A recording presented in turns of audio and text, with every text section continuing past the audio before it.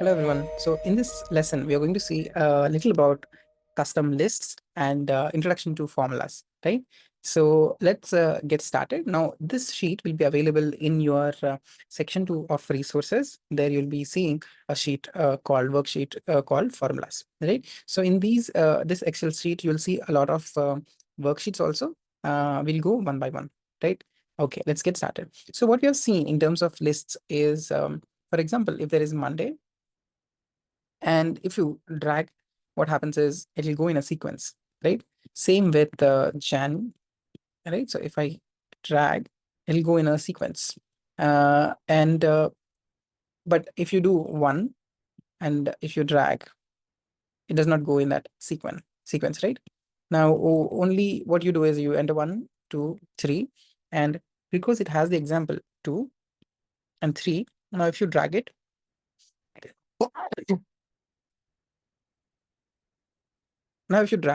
it will give you all the other values. So how can we create something like this, uh, which is reusable again and again? So this is an advanced concept that you can use, right? For example, if you have in something that you have to regularly use, okay, on a day-to-day basis, like let's say English and science, then maths, social, and let's say coding. So these are the subjects, and you might have to reuse them again and again, right? And it's very often that you have to use them. And how can you do something like this? Like, for example, sometimes you might want to add marks. Sometimes you might want to add the same subjects, but attendance of the teachers. Sometimes you might want to add this marks in multiple worksheets, right? So normally, if there is already an existing sheet, in a new sheet, what you would do is copy and paste them, right? You would copy and paste them. But let's say you have to have that other sheet open for the same thing, right? So this is a challenge. And if you have something very frequent that you want to use, you have to go ahead and use something called custom lists, right? So this interface will look little different based upon which OS you are in, which Excel version you are in, right? So you have to go to File, Preferences or Settings, or you have to go here in Excel and then click on Preferences, right? And when you do this, you'll see a pop-up. If you're using Mac OS, you will see the pop-up will have icons, and when you click on it, it'll open up. If you're using other operating systems, what will happen is you'll see left side there'll be options, and on the right side there'll be more details about it. Okay, so in this, what you can see is we'll see custom lists, but same as all the settings will be same. Uh, Whatever the OS will be, the icons placement is different. Okay, now you can see here what are the groups that are there. There are Sunday, Monday, Tuesday, Wednesday, Saturday, Sunday, Monday, Jan short form, Jan long form, and all of these things are there, right? So now what I'm going to do is I'm just going to click on new list and write my same things that I wanted to do: English, science, maths, math, social, coding, and I'm going to click on add, right? So that will get added. Now you can close this, and let's say you wanted to add it again, you can do it by clicking English and then dragging it. So now you can anywhere you want to do it, you can drag it, right, by clicking here. And if you drag it again, it will go in that cyclic fashion, right? Like how it happens here, right? So that's how it will go. Okay. So this is about custom lists. It is really useful if you have to use, let's say you have multiple departments in your office, you can use it for that. Or if you have a list of students that you have to, let's say 50 students you have, and in every sheet they're going to remain same, right? So you can add something like that also if it is recurring and you would want to use it, right? So this is about custom lists. Okay. Now we'll also understand this complete section is about formulas. And before getting into formulas, we'll understand something about references.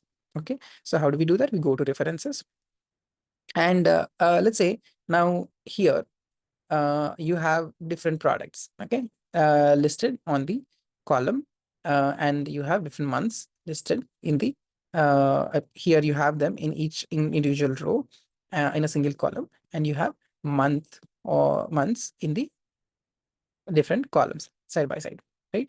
And then there are values to it. Okay, here these are random value, and you can see that these are there is total sales that needs to be added here, right? So first, if you want to do anything in Excel that has to be become a formula, what you have to do is let's say 100 plus 200 plus 200. If you do this, this will not work. This is only basically addition. This is what you actually want to do. 100, 200 plus 200. You want 500. But to be able to do that, you have to tell Excel by adding an equal to. When you add an equal to, then only it will calculate or consider it as a formula, right? So now this is how you have added this. Now what you have done here is you have given fixed values, right? For example, let's say the February sale changed. Let's say I'm just going to delete all of these things to just check this. Now I'm just going to say, I just cut and pasted it here, right? 100, 200, 200, right? And let's say I change tomorrow, next month, or maybe there was an error and you wanted to change it to 300. This will not change because this is fixed. You have hard coded or written the values here. Now what you have to do here is you have to go and change this by adding this reference or this Excel cell. Okay. Now, if you see here in the name box, in this column B and row 4, we have 100, which means B4 is the column. So every cell has a value name, right? So now this is it. So what we have to do here is we have to say equal to, and then click on P4. Okay.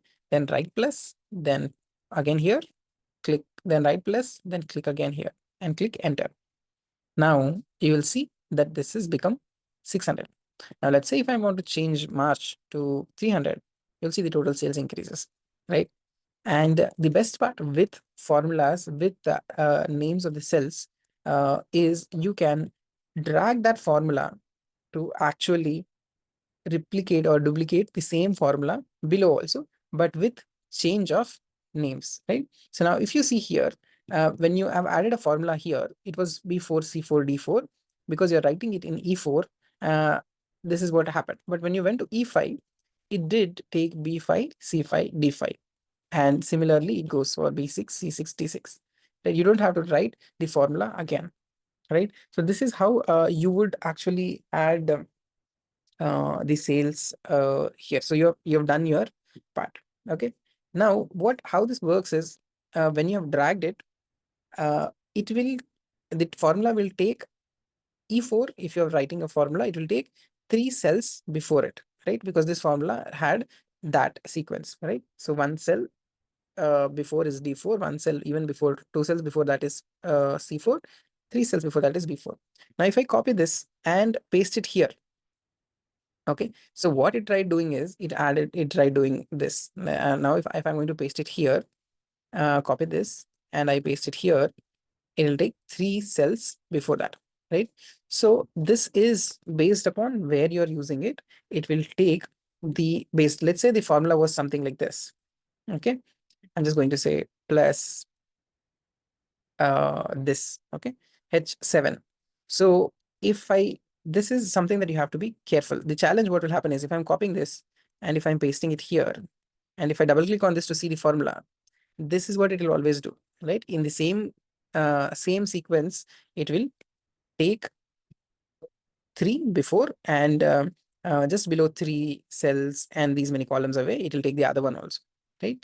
So sometimes you don't want this. So there's your desired output keeps changing, right? So that is where we'll work with something which is a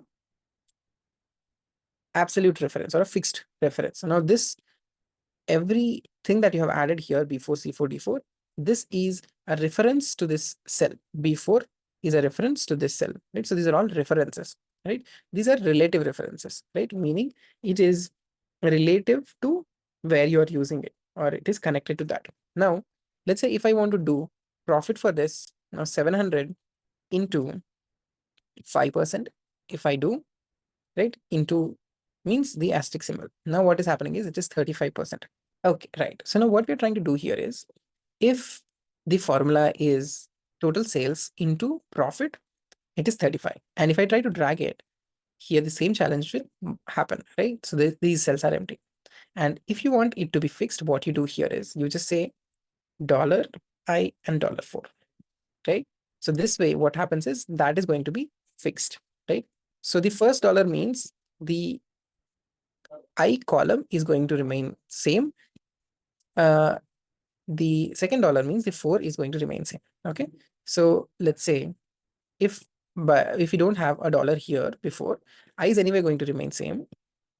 And if I drag it, the 5 was changed, right?